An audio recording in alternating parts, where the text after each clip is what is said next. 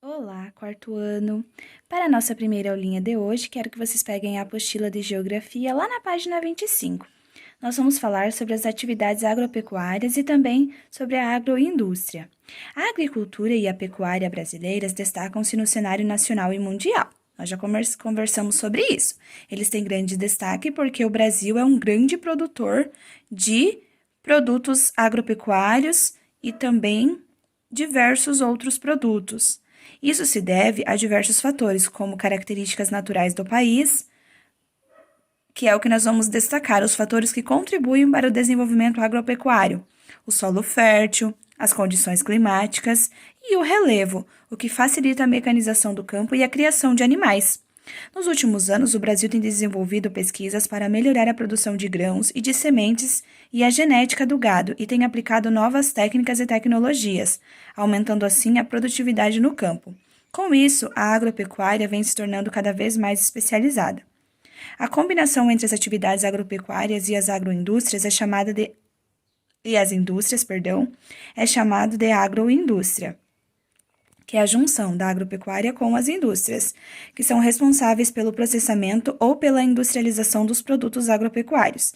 Esse tipo de indústria utiliza as técnicas modernas e mão de obra especializada para cuidar de todo o processo produtivo, desde o plantio até a transformação da matéria-prima. As agroindústrias estão distribuídas de maneira desigual entre as regiões brasileiras. Muitas estão concentradas no interior do país, principalmente onde há o cultivo de cana-de-açúcar para a produção de açúcar e etanol em usinas. Vamos ver aqui o infográfico que fala como que ocorre o processo da extração da cana-de-açúcar até ela ser transformada no etanol em uma usina. Então, primeiro, a cana-de-açúcar, que é a principal matéria-prima aqui do etanol, que é o combustível lá dos carros, de alguns carros. Então, ela é a matéria-prima do etanol brasileiro. Depois que ela é extraída, ela é levada em pedaços para facilitar a moagem, que é para ela ser moída.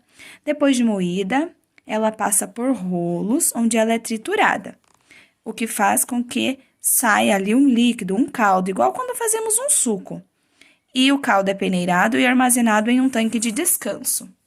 Lá na número 5, depois de limpo, o caldo é aquecido para ficar livre das últimas impurezas. Na etapa 6, é a etapa de fermentação, que dura quase 12 horas e gera um produto quente chamado de vinho fermentado. Depois, o vinho é resfriado em água corrente e volta circulando em volta dos tanques na parte externa.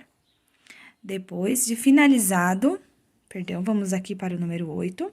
Em seguida, o vinho fermentado é enviado aos tanques de destilação, onde é aquecido até evaporar, e depois condensado novamente na forma líquida. No processo de destilação, os componentes do vinho são separados em álcool ou etanol hidratado, vendido nos postos de combustíveis. E o número 10, finalizado o processo de transformação da matéria-prima, o etanol hidratado e o anidro seguem para os tanques de armazenamento até serem retirados por caminhões-tanque com destino às distribuidoras e, na sequência, aos postos de combustíveis. Então, vocês observam como é longo o processo, desde a extração lá da matéria-prima até o produto final. Tudo isso tem que passar por um grande processo. Passa pelas indústrias, que são as grandes fábricas que fazem todo esse processo de produção aqui do álcool, do etanol. Agora, na página 28, com base no infográfico, nós vamos responder as questões. Qual é a principal matéria-prima do etanol brasileiro? A cana-de-açúcar. Que importante recurso natural é utilizado nas etapas 1 e 7 na produção do etanol? A água. Agora nós vamos completar o quadro escrevendo quais são os profissionais diretamente envolvidos na produção do etanol, desde o plantio, a colheita e a transformação da matéria-prima até chegar ao consumidor.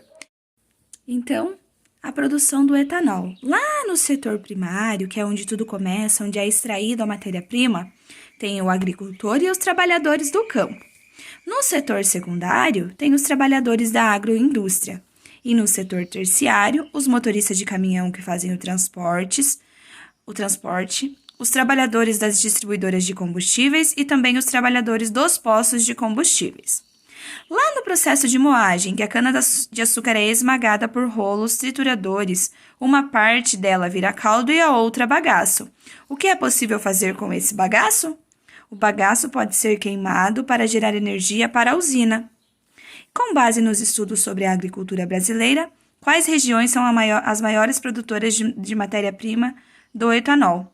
As regiões Centro-Oeste e Sudeste são as duas maiores produtoras de cana-de-açúcar. Então, a região Centro-Oeste e a região Sudeste. As atividades industriais no Brasil.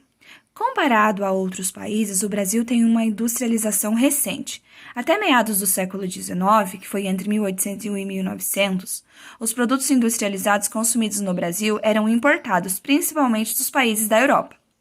Por volta de 1840, isso começou a mudar, pois o país se tornou o maior produtor mundial de café. O grande acúmulo de capital que é a riqueza, bens ou valores produzidos e acumulados pelos seres humanos, gerados por essa produção, foi um dos fatores decisivos para a instalação de indústrias no país.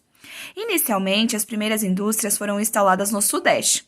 Como nós já sabemos, a região Sudeste é a região mais desenvolvida do nosso país. Em São Paulo e no Rio de Janeiro, acompanhando a infraestrutura e o mercado consumidor existente nesses locais por causa da cultura cafeeira. Com o tempo, outras regiões brasileiras passaram a produzir mercadorias para atender às necessidades da região Sudeste, o que ampliou a atividade industrial em diversas partes do país.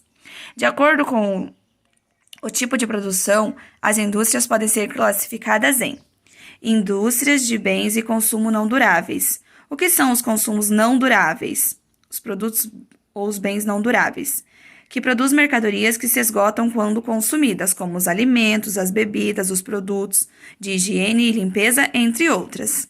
Os bens duráveis, que são mercadorias com maior durabilidade, como eletrodomésticos, eletroeletrônicos, móveis e veículos.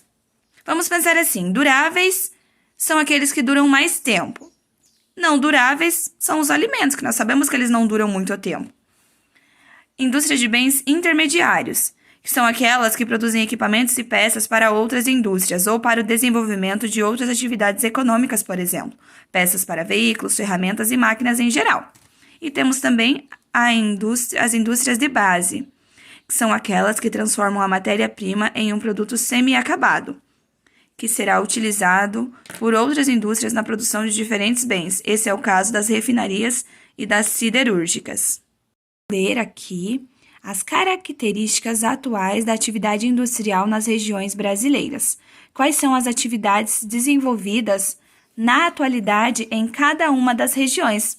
Vamos destacar aqui na região Sudeste, que tem as indústrias de automobilística, que são os automóveis, tem também as siderúrgicas, as petroquímicas, também o naval. Na região Sul, as indústrias são bem diversificadas e bem distribuídas pelo território, mas se destacam principalmente o setor alimentício e também o vestuário. Na região Centro-Oeste, o que mais se destaca? Em Mato Grosso e Mato Grosso do Sul, os frigoríficos, que beneficiam a carne oriunda da criação da região. Há também indústrias importantes de óleos vegetais e de fertilizantes em Mato Grosso. Aí leiam da região Norte, que tem muitos produtos obtidos com tecnologia, televisores, celulares. E na região Nordeste, se destacam nas indústrias têxteis, produção de roupas, tecidos e também de produtos alimentícios. Agora, de acordo com essa legenda, nós vamos escrever em cada quadrinho a letra correspondente. A indústria base. O que é a indústria base que nós acabamos de ler aqui? Transforma a matéria-prima em um produto semi-acabado. É o caso das refinarias e também das siderúrgicas. Então, vejam aqui, complexo petroquímico. Vamos marcar letra A. Letra B, indústrias de bens e consumos duráveis. São os produtos tecnológicos, como televisores. Veja aqui uma fábrica de telas na Zona Franca de Manaus. Temos também a indústria de bens intermediários, que é essa linha de produção de peças para tratores e canoas. E, por último, de consumo não duráveis, que é aqui uma indústria de alimentos. Então, é D, A, B, C. Então, de tarefa, vocês irão ver aí na casa de vocês alguns produtos industrializados que são duráveis e não duráveis. Por exemplo, televisores, computadores, celulares, geladeira, fogão, são alguns exemplos de produtos duráveis. E vamos escrever aqui alguns exemplos de produtos não duráveis, o nome de alguns alimentos. Vamos ler agora este texto. Como são feitos os palitos de dente? Para uma árvore virar esse artefato de higiene bucal, a madeira passa por aparelhos industriais, como tornos, descascadores, guilhotinas e afiadores. Esses equipamentos extraem de um único tronco de pinheiro, com 30 centímetros de diâmetro e 10 centímetros de altura, pelo menos 12,6 milhões de palitos de dente. No mundo todo, a procura por esse objeto é muito grande. Só no Brasil, estima-se que 80 milhões de palitos sejam usados a cada dia. Então, de acordo com o texto, vamos assinalar as alternativas corretas. Os palitos de dente são produzidos por indústrias de bens de consumo duráveis? Não, não é de consumo duráveis. Os palitos de dente são bens de consumo não duráveis? Sim. E a matéria-prima do palito de dente é a árvore? Sim. Muito bem. Então, assim, nós finalizamos a nossa apostila de geografia. Um grande beijo e até a próxima aula. Tchau, tchau!